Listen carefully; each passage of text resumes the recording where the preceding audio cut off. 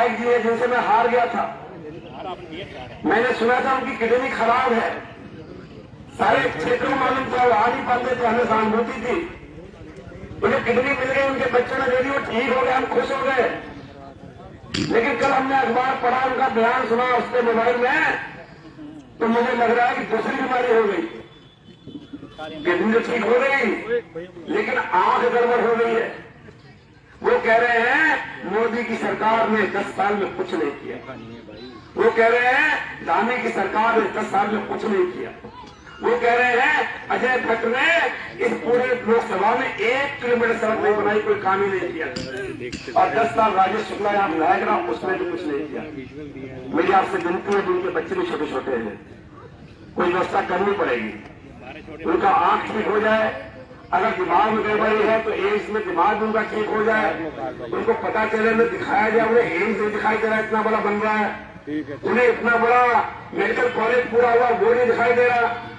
उन्हें शिक्षा के बच्चे डिग्री कॉलेज पढ़ रहे, मॉडर्न डिग्री कॉलेज में, वो नहीं दिखाई दे रहा। उनको एजीएम नहीं दिखाई दे रहा, म्यूनसिपल कोर्ट नहीं दिखाई दे रहा। जिस सड़क से अभी हमारे हॉट बनी वो नहीं दिखाई नहीं दे रही है। ये हाईवे जो आपने बना दिए, यहाँ से दिल्ली जाना हो 3.5 घंटे पहुंच रहा, वो नहीं दिखाई दे रहा। इसका मतलब मोतियाबिंद नहीं है, आपके पर्दे में गड़बड़ी हो गई है, उसे ठीक कराना पड़ेगा। और अगर उसको भी नहीं दिखाई दे रहा हो तो चाहे कहीं भेजना पड़े, आगरा भेजना पड़े, कहीं भेजना पड़े, उनका दिमाग ठीक कराना पड़ेगा। देखिए भाइयों और बहनों, मैं पिछले 30-40 वर्षों से राजनीति में हूं और मैं इस उत्तराखंड की और तराई की जनता की सेवा कर रहा हूं। उत्तराखंड राज्य बने सबसे ज्यादा मैंने पैरोकारी की थी। उस समय भारतीय जनता पार्टी का मैं विधायक था। राज्य बने उसके लिए आंदोलन किए, कई बार जेल गया और भी कई मामलों में मैंने एनएसए तक अपनी झेली। मैं तो आपसे ये कहना चाहता हूं कि अब राजनीति का स्तर इतना गिरता जा रहा है, इतना गिरता जा रहा है कि अब मेरे बारे में कहा जा रहा है कि उनको आगरा पागल खाने ले जाने की जरूरत है। उनकी आंखें खराब हो गई, उसके पर्दे पड़ गए, पहले किडनी खराब थी, अब किडनी बच्चों ने देके बचा लिया है। तो आखिर वो क्या कहना चाहते हैं? भाजपा के नेता मेरे बारे में क्या कहना चाहते हैं? क्या उनकी पार्टी के अंदर अब यही शिष्टाचार रह गया? क्या भाजपा के नेता अजय भट्ट जी की मौजूदगी में ये कहा जा रहा हो, सांसद की और रक्षा राज्य मंत्री हैं अभी वो, उनकी मौजूदगी में ये कहा जा रहा हो, और मुख्यमंत्री धामी जी को जो अपने आप कहते हैं कि मैं मुख्यमंत्री धामी जी का बहुत नजदीक हूं और आदरणीय मोदी जी के नेतृत्व में काम कर रहे हैं, और मेरे बारे में अपशब्दों का प्रयोग करना कि उनको पागल खाने में ले जाया जाए, आगरा में चेकअप कराया जाए, उनका मानसिक संतुलन खत्म हो गया है, उनको दिल्ली चेकअप कराया जाए।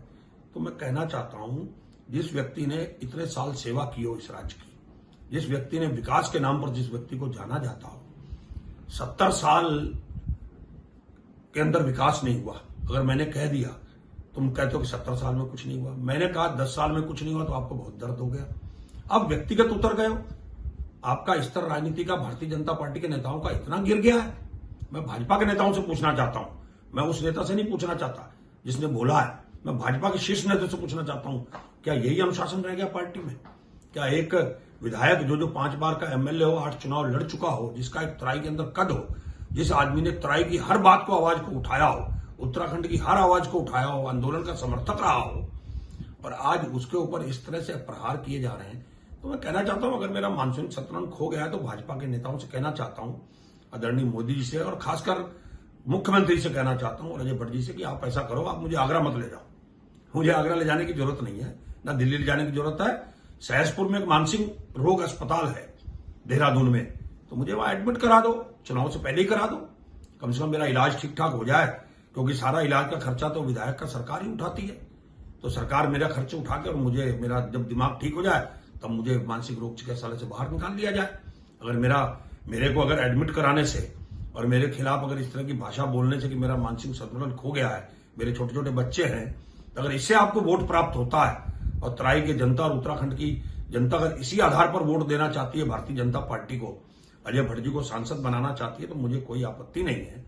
जिस आदमी ने इस तराई की सेवा की हो, जो हम लोग पाकिस्तान से आके यहाँ पर हम लोगों ने जमीनें जोत के, जंगल जोत कर यहाँ तैयार किया हमारे पूर्वजों ने, अब हमारे बारे में ये कहा जाता हो, और जिन लोगों का कोई योगदान नहीं है, आज वो हमारे बारे में ये बोलेंगे, तराई बसाने वाले लोगों के बारे में बोलेंगे जिन्होंने जंगल काटकर या कृषि योग्य जमीनें बनाई हो। आज हमारे बारे में बोलकर हमारे पूरे समाज का अपमान किया जा रहा है, मेरी पूरी बिरादरी का अपमान किया जा रहा है, पूरे क्षेत्र के राजनीतिक कांग्रेस के मेरे जुड़े हुए कार्यकर्ताओं का अपमान किया जा रहा है, पूरे उत्तराखंड की धरती का अपमान किया जा रहा है। तो इसको बारे में जरा सोचें, 19 तारीख को वोट डालने से पहले, जाने से पहले सोचें कि क्या तिलकराज बेहड़ इतना बेकार हो गया? क्या उसने कोई विकास के काम नहीं किए? उसका कोई योगदान नहीं है विकास के अंदर? क्या इन्हीं का योगदान है? क्या यही है मालिक यहां के? तो इसमें विचार करना पड़ेगा।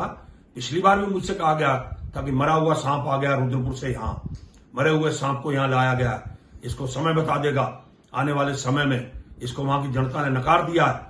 जिस आदमी को जनता नकार दिया हुआ मरा हुआ सांप किच्छा की जनता में आ गया, तो जनता ने जवाब दे दिया। अब जनता को तय करना है।